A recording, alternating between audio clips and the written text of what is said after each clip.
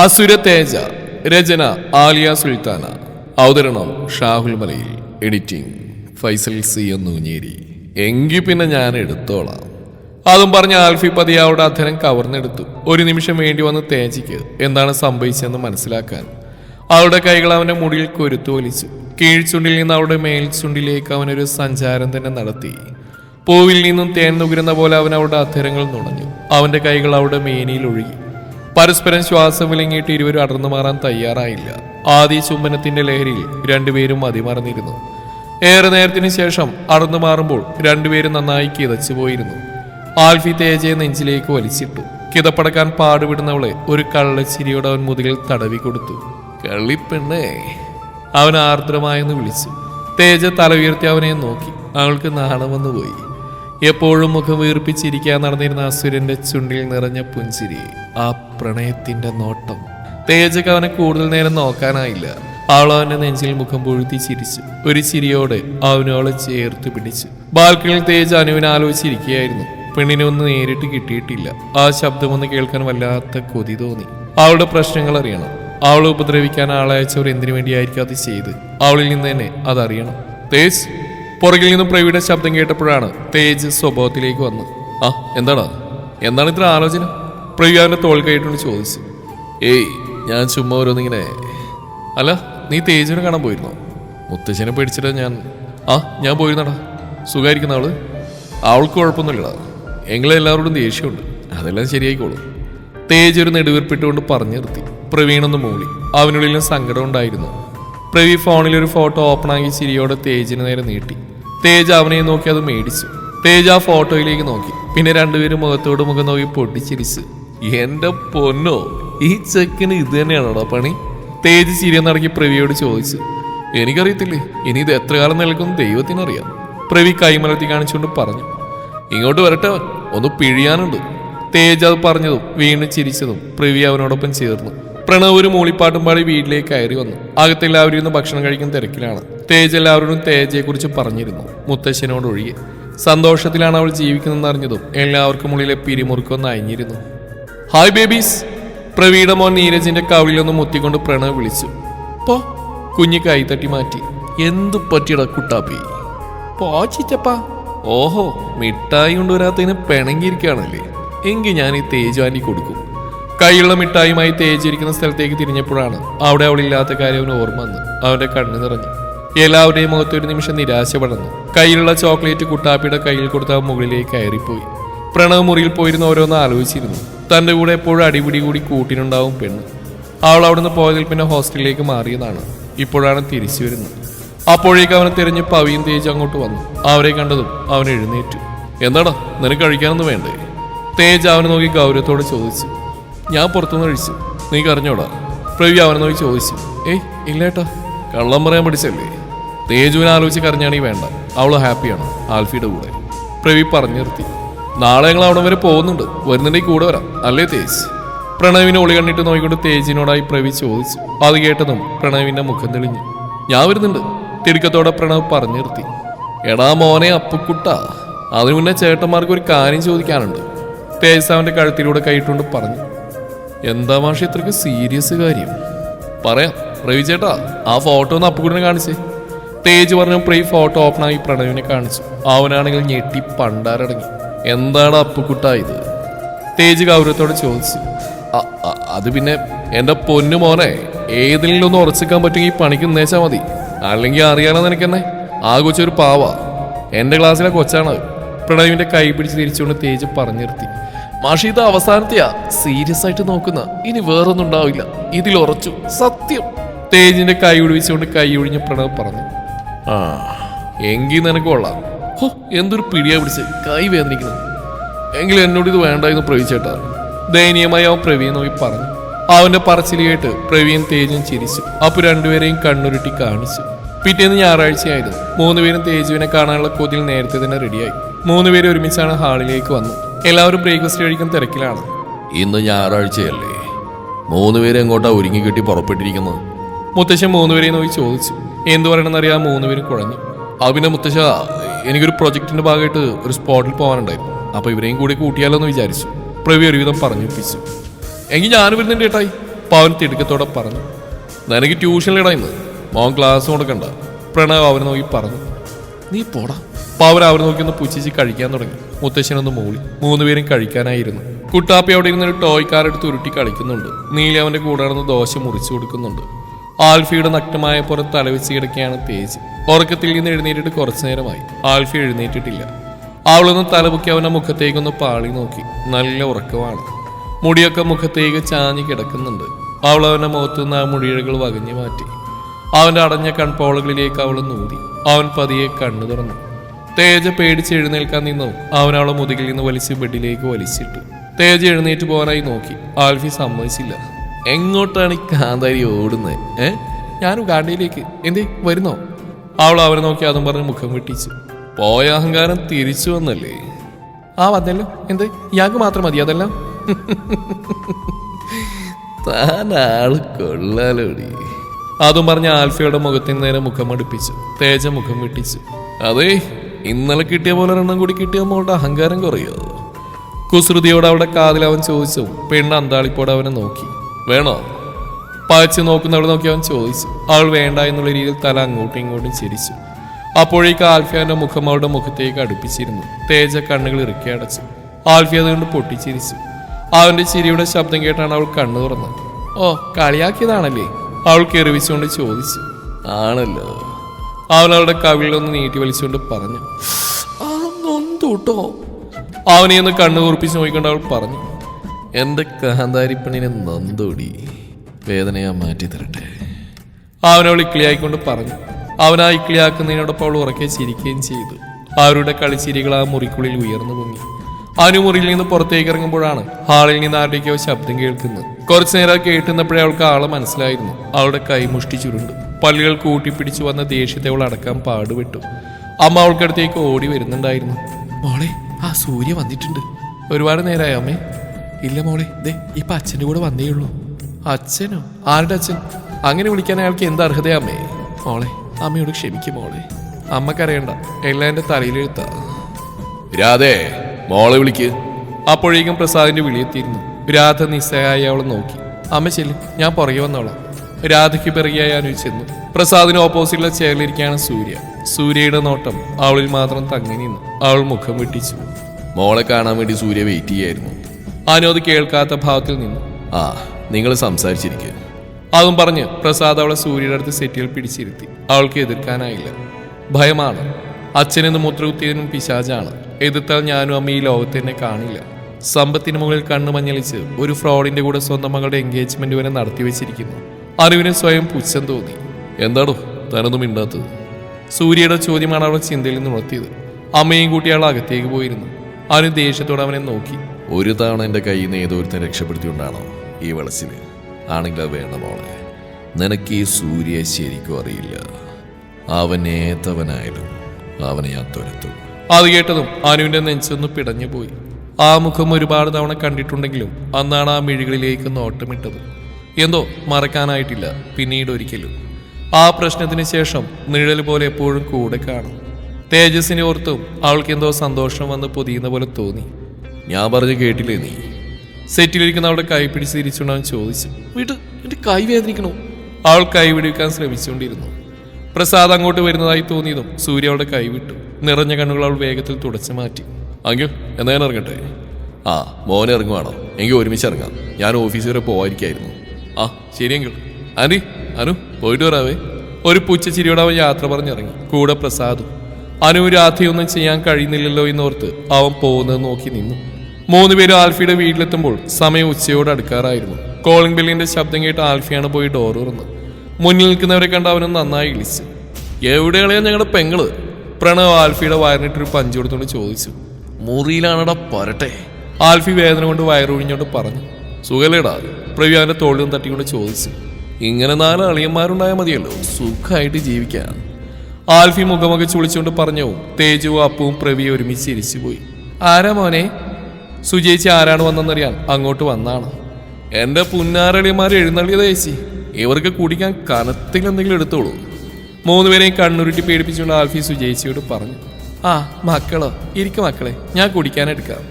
ചിരിയോട് അതും പറഞ്ഞ് സുജയിച്ച് കുടിക്കാനെടുക്കാനായി പോയി.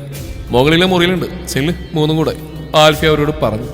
3 അത് കേട്ടതും മുകളിലേക്ക് ഒരു ഓട്ടമായിരുന്നു. ആൽഫി ഇതെന്തിന്റെ കുഞ്ഞുങ്ങളാണെന്നുള്ള രീതിയിൽ അവർ പോകുന്നത് നോക്കി നിന്നു. പിന്നെ സെറ്റിയിലേക്ക് ഇരുന്ന് ലാപ്പെടുത്ത് എന്തോ നോക്കിക്കൊണ്ടിരുന്നു. തേജ മുറിയിൽ ആൽഫി വലിച്ചു വാരിട്ടിരുന്ന തുണികളൊക്കെ അടുക്കി വെക്കുന്ന തിരക്കിലാണ്. ഏതോ ഒരു ടീഷർട്ട് കാണാനില്ലെന്നും പറഞ്ഞ് വലിച്ചു വാരിട്ടതാണ് എല്ലാം കൂടെ. ദുഷ്ട, ഇതൊന്നും അടുക്കി വെക്കാൻ ഹെൽപ്പ് പോലും ചെയ്യാതെ പോയി കളഞ്ഞു. തേജയുടെ പിറുവിക്കൽ കേട്ടാണ് ബാക്കി 3 മുറിയിലേക്ക് വരുന്നത്. ഡോർ അടച്ചിട്ടുണ്ടായിരുന്നില്ല. തേജയാണെങ്കിൽ തിരിഞ്ഞ് ഷെൽഫിന്റെ ഭാഗത്തേക്ക് നിൽക്കുന്നതുകൊണ്ട് ഇവർ വന്നവും കണ്ടില്ല. 3 പേരും ശബ്ദമുണ്ടാക്കാതെ അവർക്ക് പുറകിൽ ചെന്ന് നിന്നു. ഇതൊന്നും അടുക്കി വെക്കാനെങ്കിലും സഹായിച്ചൂടെ കാലമാണ്. എല്ലാം പുറത്തേക്ക് വലിച്ചിട്ട് എന്തോ തിടുക്കായിരുന്നു. ആരുടെയോ കാൽപ്പെരുമാറ്റം കേൾക്കുന്ന പോലെ തോന്നിയതും ആൽഫിയാവെന്ന് വിചാരിച്ച് തേജ പറഞ്ഞു. തിരിച്ച് മറുപടിയൊന്നും കിട്ടാത്തതുകൊണ്ട് തിരിഞ്ഞു നോക്കുമ്പോഴാണ് ഇളിച്ചുകൊണ്ട് നിൽക്കുന്ന 3 എണ്ണത്തിനെ അവൾ കാണുന്നത്. തേജ 3 പേരെയും കണ്ണുമിഴിച്ച് നോക്കി നിന്നു. പിന്നെ തേജിന്റെ അടുത്തേക്ക് നീങ്ങി നിന്ന് അവന്റെ കയ്യിൽ തൂങ്ങി. ഏട്ടിനിത് എപ്പോ വന്നു? മറ്റു 2 പേരെയും പാടെ അവഗണിച്ചുണ്ടായിരുന്നു തേജയുടെ ചോദ്യം. കുറച്ചു നേരമായി. പറഞ്ഞിട്ട് വന്നുകൂടായിരുന്നോ? പറഞ്ഞിട്ട് വന്നിരുന്നെങ്കിൽ ഈ ഞെട്ടിൽ കാണുമായിരുന്നില്ലല്ലോ. തേജ അവളുടെ തലയിലും തലോടിക്കൊണ്ട് ഒരു ചിരിയോടെ പറഞ്ഞു. ഇവിടെ ഞങ്ങളും കൂടി ഉണ്ട്. അപ്പുകുടൻ തേജ ഇടം കണ്ടിട്ട് നോക്കിക്കൊണ്ട് പറഞ്ഞു. ഓ, ഉണ്ടായിരുന്നോ? ഞാൻ കണ്ടില്ലായിരുന്നു. ഇത്രയും നാളായിട്ട് ഇപ്പോഴാ പെങ്ങളെ കാണാൻ വരുന്നു. തേജ 2 പേരെയും പുച്ഛത്തോടെ നോക്കിക്കൊണ്ട് പറഞ്ഞു. അത് തേജു. പ്രവി നിന്ന് പരിങ്ങി. പ്രവിയേട്ടന് കമ്പനിയിൽ വർക്ക് ഉണ്ടെന്ന് വിചാരിക്കാം. അപ്പുകുണ്ടെങ്കിൽ വരായിരുന്നു. നീ പോയത് പിന്നെ അവൻ വീട്ടിൽ വരുന്ന ഇന്നലെയാ തേജു. മുത്തശ്ശനോട് ദേഷ്യപ്പെട്ട് ഹോസ്റ്റലായിരുന്നു അവൻ. തേജസ് പറഞ്ഞു. തേജു വേണമെങ്കിൽ നീ ഇല്ല, അവിടെ ഒരു രസമില്ല. അപ്പു കരഞ്ഞുകൊണ്ട് അവളോട് പറഞ്ഞു. അവൾ അവനെ പോയി കെട്ടിപ്പിടിച്ചു. സാറിന്റെ അപ്പുക്കുട്ട, എനിക്ക് ഒത്തിരി സങ്കടമായോണ്ടല്ലേ. പിന്നെ 2 പേരും കൂടി ഇരുന്ന് കഥ പറയാൻ തുടങ്ങി. 4 പേരും താഴേക്ക് ചെല്ലുമ്പോൾ അവർക്ക് കുടിക്കാനായി സുജയിച്ച് ജ്യൂസ് കൊണ്ടുവന്നിരുന്നു. ജ്യൂസ് കുടിച്ച് എല്ലാവരുടെയും കൂടെ ഗാർഡനിലേക്ക് നടന്നു. കൂടെ ആൽഫിയും ഉണ്ട്. ആൽഫി, കമ്പനിയെല്ലാം എങ്ങനെ പോകുന്നു? പ്രവി ചോദിച്ചു. കുഴപ്പമില്ലാതെ പോകുന്നു പ്രവി. ആകെ തകിടം പറഞ്ഞ് കിടക്കുമായിരുന്നു. ഒരുവിധാണെല്ലാം ശരിയായിക്കൊണ്ട് വന്നു. തേജു അപ്പു ഓരോന്നും പറഞ്ഞിരുന്നു. പ്രവിയും തേജു ആൽഫിയും കമ്പനി കാര്യങ്ങൾ ചർച്ച ചെയ്തു. പപ്പയുടെ ഒരു എസ്റ്റേറ്റ് ഉണ്ട് കൊല്ലത്ത്. അവിടെ കുറച്ച് വർക്ക് തുടങ്ങിയാലെന്ന് ആലോചിക്കുന്നുണ്ട്. നിങ്ങൾ കൂടുന്നോ? ആൽഫി 2 പേരെയും നോക്കിക്കൊണ്ട് ചോദിച്ചു. അതിനെന്താടാ, നിന്റെ കൂടെ തന്നെ ഉണ്ടാവും അല്ലേടാ പ്രവി? അതെ, ഉറപ്പായിട്ടുണ്ടാവും. ഒരുപാട് കാര്യങ്ങൾ സംസാരിച്ചിരുന്നപ്പോഴേക്കും സുജേച്ചി എല്ലാവരെയും ഭക്ഷണം കഴിക്കാൻ വിളിച്ചിരുന്നു. എല്ലാവരും അകത്തേക്ക് നടന്നു. അപ്പുവിന്റെ കൂടെ അകത്തേക്ക് കയറാൻ വേണ്ടി തിരിഞ്ഞ തേജുവിനെ ആൽഫി ഒരു ഭാഗത്തേക്ക് മാറ്റി നിർത്തി. എന്താ? ദേഷ്യത്തോടെ നോക്കി കൈഞ്ഞരിച്ചുകൊണ്ടിരിക്കുന്ന ആൽഫിയെ നോക്കി അവൾ ചോദിച്ചു. ഞാനിവിടെയുള്ള കണ്ണണ്ടൂടെ, അതോ വീട്ടുകാർ വന്നപ്പോൾ ഭർത്താവ് പുറത്തായോ? അവളെ തന്നോട് ഒന്നുകൂടി ചേർത്തുകൊണ്ടാവൻ ചോദിച്ചു. അവളൊന്ന് വിറച്ചു. ദേഷ്യം നിറഞ്ഞ മുഖത്ത് തികച്ചും വശ്യത. പറയ്. മിണ്ടാ നിൽക്കുന്നവളെ നോക്കി അവൻ വീണ്ടും ചോദിച്ചു. അത് ഞാൻ എല്ലാവരെയും കണ്ടപ്പോൾ സന്തോഷം കൊണ്ട് സോറി. ഒറ്റയടിക്കെല്ലാം പറഞ്ഞു തീർത്ത് അവൾ മുഖം താഴ്ത്തി. അവനെ നോട്ടം അവൾക്ക് താങ്ങുന്നുണ്ടായിരുന്നില്ല. അവളുടെ മുഖം അവൻ പിടിച്ചുയർത്തി. ചുണ്ടിന് മുകളിലും മൂക്കിന് തുമ്പിലും വിയർപ്പ് പൊടിഞ്ഞിരുന്നു. മുഖമൊക്കെ ചുവന്ന് തുടുത്തിരുന്നു. ആൽഫി ആ തുടുത്ത കവളിൽ ചുണ്ട് ചേർത്തു. ഇനി എന്നോട് മിണ്ടാണ്ടിരിക്കുമോ? അവളില്ലെന്ന രീതിയിൽ തലയാട്ടി. എങ്ങനെ വായടി കൂടി ചെല്ല്. ദേവി, ഇങ്ങനൊരു കുശുമ്പൻ. അകത്തേക്കാരുന്നതിനിടയിൽ തേജ ചിരിയോടെ പിറുവിറുത്തു. ഫുഡ് കഴിച്ച് 3 പേരും പോവാനായി ഇറങ്ങി. കൂടെ ആൽഫിയെയും കൂട്ടി. അവർക്ക് 1-2 സ്ഥലം വരെ പോവാനുണ്ടായിരുന്നു. തേജ, ഞാൻ പോയിട്ട് വരാം, പുറത്തേക്കൊന്നും ഇറങ്ങരുത്. ചെറിയ കുട്ടികളോടെന്ന പോലെ അവൻ പറഞ്ഞു. അവളെല്ലാത്തിനും തലയാട്ടി. 2 ദിവസങ്ങൾ പെട്ടെന്ന് തന്നെ കടന്നുപോയി. ഓഫീസ് റൂമിൽ കുട്ടികളുടെ എക്സാം പേപ്പറുകൾ നോക്കിക്കൊണ്ടിരിക്കുകയായിരുന്നു തേജ്. എല്ലാ ടീച്ചേഴ്സും ക്ലാസ്സിലേക്ക് പോയിരുന്നു. ആരോ ഓഫീസ് മുറിയിലേക്ക് കയറി വരുന്നതായി തോന്നിയതും അവൻ നോയിക്കൊണ്ടിരുന്ന പേപ്പറിൽ നിന്ന് തലയുയർത്തി നോക്കി. വൈശാഖിയാണ്. ഹായ് തേജ്. അവൾ തേജിനടുത്തേക്ക് വന്നുകൊണ്ട് പറഞ്ഞു. ഹായ്. തേജ് വലിയ താല്പര്യം കാണിക്കാതെ പോലെ മറുപടി എടുത്തു. തിരക്കിലാണോ? ആണെങ്കിൽ അവളെ രൂക്ഷമായി നോക്കിക്കൊണ്ട് അവൻ ചോദിച്ചു. ഞാൻ വെറുതെ ചോദിച്ചാ, അതിന് താനെന്താ ദേഷ്യപ്പെടുന്നു? ശ്രീ വൈശാഖി, എനിക്ക് തന്നോട് സംസാരിക്കാൻ ഒട്ടും താല്പര്യമില്ല. അതുകൊണ്ട് ഓരോന്ന് പറഞ്ഞുകൊണ്ട് എൻ്റെ കയ്യിന് പണിയുണ്ടാക്കാൻ നിൽക്കണ്ട. അത്രയും പറഞ്ഞുകൊണ്ട് തേജ് വീണ്ടും പേപ്പേഴ്സ് നോക്കാൻ തുടങ്ങി. വൈശാഖി കലിതുള്ളി തന്നെ സീറ്റിൽ പോയിരുന്നു. അപ്പോഴും വിടാതെ തേജിന്റെ ചോര ഊറ്റുന്നുണ്ടായിരുന്നു. തേജു ക്ലാസ് മുറിക്കാത്തിരിക്കുകയായിരുന്നു. അടുത്തന്നെ നിത്യ റേഡിയോ തുറന്നു വെച്ച പോലെ ഇരുന്ന് സംസാരിക്കുന്നുണ്ട്. മാധുരിയും ജോയലും കാർത്തികും കേട്ടും അടുത്ത തള്ളലുകൾ. ഇനിയും കേൾക്കാനാവില്ലേ എന്ന് പറഞ്ഞുകൊണ്ട് മാറിയിരിക്കുന്നുണ്ട്. എല്ലാം കൂടി സഹിക്കുന്ന ഇപ്പോൾ തേജുവാണ്. അക്ഷയ് കയറി വരുമ്പോൾ ക്ലാസ് ഒരു ചന്തയ്ക്ക് തുല്യമായിരുന്നു. ദേഷ്യത്തോടെ അവൻ ടേബിൾ കുട്ടിയെങ്കിലും ആരും മൈൻഡ് ചെയ്തില്ല. അവൻ കലിയിളകി പുറത്തേക്ക് ഇറങ്ങിപ്പോയി. ദേ നിത്യമേനോനെ, നിന്റെ കാമുകിന് ഇറങ്ങിപ്പോയേക്കുന്നു. തേജ് അവളെ നോക്കി പറഞ്ഞു. എല്ലാം കൂടി ആ പാവത്തിന് ദേഷ്യം പിടിപ്പിച്ചാലേ അടങ്ങിയിരുന്നോടായിരുന്നു. ഓഹോ, ഇപ്പൊ കുറ്റം ഞങ്ങൾക്ക്. കൊള്ളാലോ മേനോനെ, നീ അത്രയ്ക്ക് സങ്കടമാണ്. ഈ മോള് പോയി വിളിച്ചുകൊണ്ട് വാ. മാധുരി അവളെ നോക്കി പുച്ഛിച്ചുകൊണ്ട് പറഞ്ഞു. അലി വേണ്ട, സാറ് പോയി റെസ്റ്റ് എടുക്കട്ടെ, വെറുതെ എന്തിനാ? നിത്യൊരു ഇളിയോടെ എല്ലാവരെയും നോക്കി പറഞ്ഞു. അക്ഷയ് പിന്നെ ആ പീരീഡ് ക്ലാസ്സിലേക്ക് വന്നില്ല. ആര് കോളേജിൽ നിന്ന് ഇറങ്ങാൻ നേരമാണ് അവളുടെ ഫോണിലേക്ക് ഒരു കോള് വരുന്നത്. നോക്കിയപ്പോൾ സൂര്യയാണ്. അവൾക്ക് ദേഷ്യം വന്നു. ഫോൺ അറ്റൻഡ് ചെയ്യാതെ അത് ബാഗിലേക്ക് വെച്ചുകൊണ്ട് അവൾ പുറത്തേക്ക് നടന്നു. അനന്യ, പുറകിൽ നിന്ന് അവന്റെ വിളി കേട്ടത് അവളൊന്ന് തിരിഞ്ഞു നോക്കി. സർ. ഹായ്. അവളുടെ അടുത്ത് എന്ത് ചോദിക്കണമെന്നറിയാതെ അവൻ വായിൽ വന്ന് അങ്ങോട്ട് പറഞ്ഞു. ഹായ്. താൻ പോകാനിറങ്ങിയായിരുന്നോ? അതെ സർ. ഞാൻ ഒരു കാര്യം ചോദിക്കും സർ. അത് പിന്നെ സൂര്യൻ തന്നെ ആരാ? ആ പേര് കേട്ട ഞെട്ടിലോട് അവൾ അവനെ നോക്കി. അത് അവൾ എന്ത് പറയണമെന്നറിയാതെ തേജസിനെ നോക്കി. സാർ ഇവനിങ്ങനെ അറിഞ്ഞു? ചോദിച്ചതിന് ഉത്തരം പറയാൻ തന്നെയാണ് സർ. അയാളുമായിട്ടാണ് എൻ്റെ മാരേജ് ഫിക്സ് ചെയ്തിരിക്കുന്നത്. തേജ് ഞെട്ടിക്കൊണ്ട് അവൾ നോക്കി. കേൾക്കാൻ പാടില്ലാത്ത എന്തോ കേട്ട പോലെ. പിന്നെ അവനൊന്നും ചോദിക്കാൻ നിൽക്കാതെ അവിടുന്ന് തിരിഞ്ഞു കിടന്നു. അവനെ വിളിക്കാനായി അവൾക്ക് തോന്നിയെങ്കിലും അവൾ വിളിച്ചില്ല. എങ്കിലും സാർ എന്തിനാണ് അവനെക്കുറിച്ച്? അവൾക്കൊന്നും മനസ്സിലായില്ല. ഇത്തവണത്തെ കേരളത്തിലെ തന്നെ മികച്ച ബിസിനസ് ഗ്രൂപ്പ് എന്ന പദവി KS ഗ്രൂപ്പിന് സ്വന്തമാവുമോ? വാർത്ത കേൾക്കാൻ തിടുക്കം കൂട്ടി എല്ലാവരും TV മുമ്പിൽ തന്നെ ഉണ്ടായിരുന്നു. ഏതാനും മാസങ്ങൾ കൊണ്ട് ആൽഫി നേടിയെടുത്താണ് ഈ വിജയം. ഇനി 2-3 മാസങ്ങൾ കൂടി ബാക്കിയുണ്ട്. മോനെ, തകർക്കാൻ നോക്കിയ ഒരു കമ്പനിയെ വെറുതെ വിടരുത്. ഇത്തവണത്തെ അംഗീകാരം അത് നമുക്ക് തന്നെ വേണം. സുജേച്ചി അവനെ തോളിൽ കൈവച്ചുകൊണ്ട് പറഞ്ഞു. എന്തോ അവരുടെ കണ്ണു നിറഞ്ഞിരുന്നു. ആൽഫിയുടെയും അവൻ തന്റെ പപ്പയുടെയും അമ്മയുടെയും ഫോട്ടോയിലേക്ക് നോക്കി. അവർ തന്നെ നോക്കി ചിരിക്കുന്ന പോലെ അവന് തോന്നി.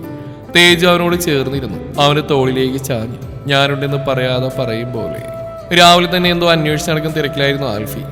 തേജ, തേജ! അവൻ ഉറക്കി വിളിച്ചുകൊണ്ടിരുന്നു. ദേവി, ഈ ഒരു വിളി പതിവില്ലാത്താണല്ലോ, എന്തു പറ്റി? അവൻ ചിന്തിച്ച് തേജ വേഗത്തിൽ അങ്ങോട്ട് ചെന്നു. എന്താ, എന്തു പറ്റി? ഞാനിവിടെ മാറ്റി വെച്ചിരുന്ന കുറച്ച് ഫയൽസ് ഉണ്ടായിരുന്നല്ലോ, അതെന്ത് ചെയ്തു? അവൻ ദേഷ്യത്തിലായിരുന്നു. അത് ഞാൻ ഇന്നലെ ഷെൽഫിലേക്ക് വെച്ചിരുന്നു. എങ്കിൽ പെട്ടെന്ന് എടുക്ക്, അവൻ പറഞ്ഞ ആൽഫി താഴേക്ക് ഇറങ്ങിപ്പോയി. തേജ ഷെൽഫിൽ നിന്ന് ആ ഫയൽസ് എടുത്ത് അവന് പുറകെ ചെന്നു. താഴെ പപ്പയുടെയും അമ്മയുടെയും മുറിയിലേക്കാണ് ആൽഫി പോയത്. മുറിയിൽ കയറി കയ്യിൽ 1-2 ഫയൽസും കൂടി അവൻ തിരിച്ചു വന്നു. 2 ദിവസമായിട്ട് എന്തോ പിരിമുറുക്കത്തിലാണ്. രാത്രി പോലും ഉറക്കമില്ലാതെ എന്തെങ്കിലും നോക്കിയിരിക്കും. ആൽഫി വന്ന് സെറ്റിലിരുന്നു. അവൾ അവന്റെ കയ്യിലേക്ക് ഫയൽ കൊടുത്തു. കുടിക്കാൻ എന്തെങ്കിലും? അവൾ അവനെ നോക്കി ചോദിച്ചു. ഒരു കോഫി എടുക്ക്. കേൾക്കേണ്ട താമസം തേജു കിച്ചണിലേക്ക് നടന്നു. കോഫിയുമായി തിരിച്ചു വന്ന് അത് സെറ്റിക്കടുത്തുള്ള ചെറിയ ടേബിളിൽ വെച്ചു. എന്നിട്ട് അവന്റെ അടുത്തിരുന്നു. അവൻ നോക്കുന്ന ഫയൽസിലേക്ക് കണ്ണു നട്ടിരുന്നു. എല്ലാം നോക്കിക്കഴിഞ്ഞ് തിരിഞ്ഞപ്പോഴാണ് അടുത്തു വന്ന് എന്തോ പോയാണ് അതിനെ പോലെ ഇരിക്കുന്ന തേജുവിനെ ആൽഫി ശ്രദ്ധിക്കുന്നത്. എന്താ എന്റെ കാന്താരിപ്പണിന് പറ്റിയേ? കഴിഞ്ഞോ തമ്പുരാന്റെ പരിപാടികളൊക്കെ? 2 ദിവസം ഭയങ്കര ടെൻഷനായിരുന്നു വേണ്ടേ. ഞാൻ പറഞ്ഞില്ലായിരുന്നു പപ്പയുടെ എസ്റ്റേറ്റിന്റെ കാര്യം. അവളൊരു ബിസിനസ് തുടങ്ങാൻ വേണ്ടി നോക്കിയപ്പോഴാണ് ആ സ്ഥലം വേറെ ആരുടെ പേരിലാണ് ഇപ്പോൾ കിടക്കുന്നത്. പപ്പ അത് ആർക്കും എഴുതി കൊടുത്തായിട്ട് എനിക്ക് ഓർമ്മയില്ല. എന്നിട്ട് ആരുടെ പേരിലാണെന്ന് അറിഞ്ഞോ? ഇല്ല, ആദ്യം പപ്പയുടെയും അമ്മയുടെയും മരണം മുതൽ അന്വേഷിച്ചു തുടങ്ങും. അതിൽ തന്നെ എന്തെല്ലാമോ ദുരൂഹത ഇപ്പം മണക്കുന്നുണ്ട്. അവളൊന്ന് മൂളി. അവനിപ്പോൾ എത്രമാത്രം ടെൻഷനിലാണെന്ന് അവൾക്ക് മനസ്സിലായിരുന്നു. അവൾ ലാപ്പെല്ലാം ടേബിൾ വെച്ച് അവളൊരു കൈ കൊണ്ട് നെഞ്ചിലേക്ക് ചേർത്തു. എന്തു പറ്റി തമ്പുരാട്ടിക്ക്? കാട്ടാളം തിരക്കില്ലല്ലേ, അതാ.